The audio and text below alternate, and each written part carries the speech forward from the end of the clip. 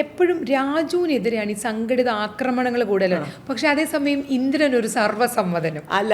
അതല്ലേ ഞാൻ പറഞ്ഞില്ല, ഇന്ദ്രന് വന്നതും അങ്ങനെയാണ്. ഇപ്പോഴും അവന് മറ്റൊരാളിനൊരു വലിയ ഭീഷണിയാണെന്നുള്ള ഒരു ഇമേജിലല്ല നിൽക്കുന്നത്. അവനൊരു ആർട്ടിസ്റ്റ് അതുവരെ കൊടുത്തിട്ടുള്ളൂ. എല്ലാവരും നല്ല ആർട്ടിസ്റ്റാണ്. ഇന്ദ്രനെ ഇഷ്ടപ്പെടുന്നത് ഖത്തറിലൊക്കെ ഒരുപാട് പേരുണ്ട്. ഇന്ദ്രൻ അല്ല, അത് ഞാൻ പറഞ്ഞ ഇന്ദ്രന്റെ അഭിനയം ഇപ്പം എനിക്കൊന്ന് രാജു തന്നെ പലപ്പോഴും ഞാൻ ഇന്ദ്രനോട് പറയും, ഇന്ദ്രൻ തുടക്കത്തിലേ വന്ന എല്ലാ വേഷങ്ങളും ചെയ്തു. പിന്നെ അവൻ വലിയൊരു PR വർക്കോ അങ്ങനത്തെ ഒന്നുമില്ല. അവൻ്റെതായ കാര്യങ്ങൾ വരുന്ന പടം അഭിനയിക്കും പോകും.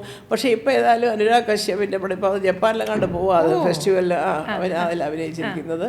പിന്നെ തെലുങ്കും തമിഴും ഒക്കെ ആയിട്ട് പലതും ഇങ്ങനെ ചെയ്യുന്നുണ്ട് ഇപ്പോഴേ.